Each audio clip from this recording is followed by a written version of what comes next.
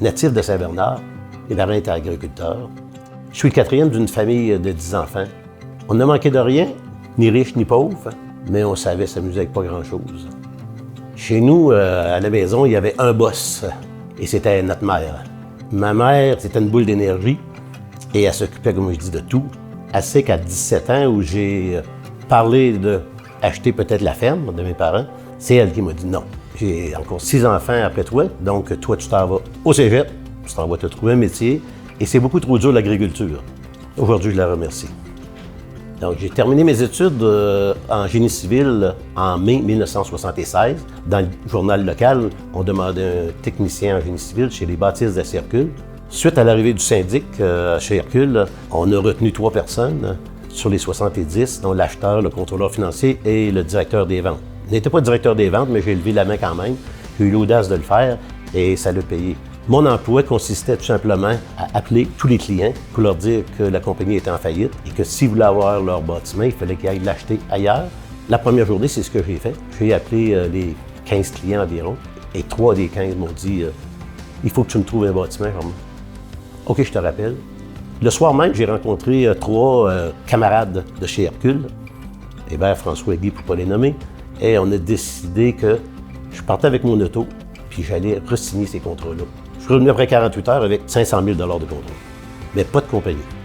Et c'est là que j'ai dit à Hébert, il faut que tu nous trouves une usine. Guy, tu commences à faire l'engineering, François les dessins, et moi, je vais aller chez le notaire pour lui demander aide-moi à monter une compagnie, j'ai aucune idée. Si j'avais à décrire Germain en un mot, je le décrirais avec le mot audacieux. Germain a toujours fait preuve d'audace tout au long des années.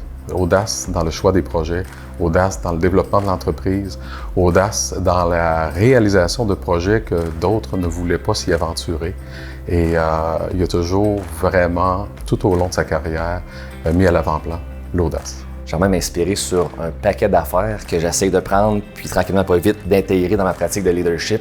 Mais un des items, c'est le charisme. Germain, c'est une personne, on le connaît tous, hyper charismatique, un vendeur exceptionnel. Il aurait pu vendre certainement des frigos à des Esquimaux. Ça, c'est avec un petit verre de vin à côté, là, il peut vendre pas mal n'importe quoi, je pense. Mais définitivement, son ouverture d'esprit aussi, son écoute envers ses pairs également. C'est pas un homme qui allait trancher, prendre ses décisions tout seul. Il prenait vraiment l'avis des autres. Puis ça, c'est clairement quelque chose que j'essaie d'intégrer là, dans ma pratique aujourd'hui. Les moments charnières dans le développement de Beauce-Atlas, d'abord la fin des années 80, ça a été l'entrée de Beauce-Atlas dans les projets industriels lourds. On a participé à la réalisation du projet LG1. Le milieu des années 90, on est arrivé sur les marchés américains. On a fait notre entrée en territoire US pour aller développer ces secteurs-là. Le début des années 2000, on a fait notre entrée également dans les projets complexes. Les années dans la période 2010-2016, on s'est intéressé au marché de l'Ouest canadien. Et puis maintenant, durant les dernières 5 années, on a développé une clientèle premium, une clientèle élite qui nous emmène à se dépasser.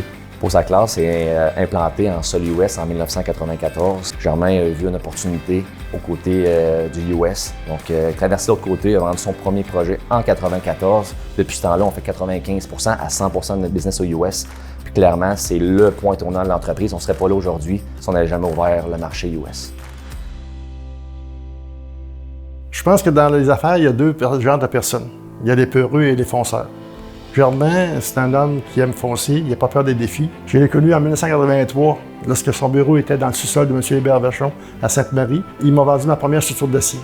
Aujourd'hui, il y a 42 ans plus tard, c'est encore le même Germain Blais, mais avec une petite bédaine et quelques cheveux blancs en plus. Le lait que mon père m'a fait clairement en tant qu'entrepreneur, c'est définitivement la résilience. Vécu 4 récessions, réhypothéqué sa maison, passé proche tout perdre, même sa femme. Ça a été quand même des années qui n'ont été pas faciles, mais mon père a toujours travaillé et persévéré là-dedans. L'entreprise a passé de 3-4 employés à 325 employés aujourd'hui. C'est phénoménal. La force de caractère de cet entrepreneur-là, pour moi, c'est clairement ce que j'en retiens le plus. Un jour, Germain Blais m'avait dit « Si jamais, Gilles, tu as besoin d'un coup de main dans l'immobilier, il a dit, je serais prêt à m'associer avec toi. » À peu près 15 ans plus tard, j'ai frappé à sa porte. J'ai dit « Germain, là, j'ai besoin d'un coup de main. » Il m'a répondu présent. On s'est associés, on a développé les immeubles commerciaux à Sainte-Marie. C'était un succès, puis ça va perdurer dans le temps. Germain est un conjoint pour moi qui se distingue par sa très grande générosité. Il aime faire rire, il aime agacer beaucoup. Et je pourrais vous dire même qu'à ses heures, il aime bien faire le party. Évidemment, je ne suis pas très objective, mais je vais dire que c'est le meilleur père au monde. Toujours là pour nous écouter, c'est un excellent mentor, très rationnel, toujours des bons conseils pour nous. Et quand on partait en voyage, c'est là qu'on découvrait l'autre partie de notre père. Celui qui n'avait pas de cellulaire, pas d'agenda, qui était toujours sur le party, qui ne se prenait pas au sérieux. Germain arrivait à décrocher en prenant ses 2 petits verres de vin par jour, en allant prendre une longue marche dans le bois. Et à chaque année, nous quittions 2 semaines en voyage, que ce soit dans le sud, en Europe. Donc, c'était vraiment sa source d'inspiration. Germain, c'est une personne qui aime s'impliquer dans la communauté parce que c'est une personne qui est de nature très curieuse, il aime toucher à tout.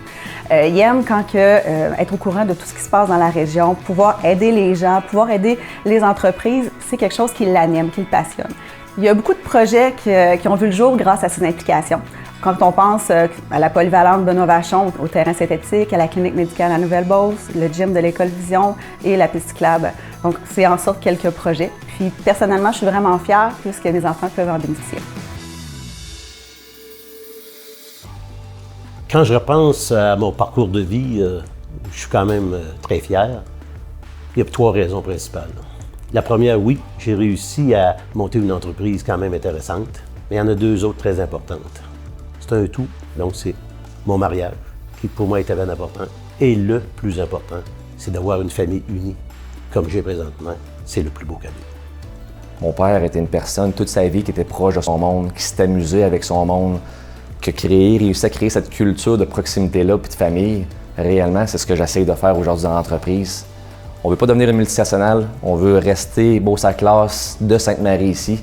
Je pense que c'est clairement, définitivement le plus beau lait que j'aimerais laisser. Je crois que le succès de Beauce-à-Classe est en grande partie attribuable au fait que Germain s'est complètement investi dans l'entreprise, sa présence dans l'entreprise, sa vision de l'entreprise et la vision du développement de l'entreprise. La vision stratégique, les différentes décisions qu'il a dû prendre pour s'assurer ou assurer la croissance de l'organisation dans le temps et son développement pour l'emmener où elle est aujourd'hui.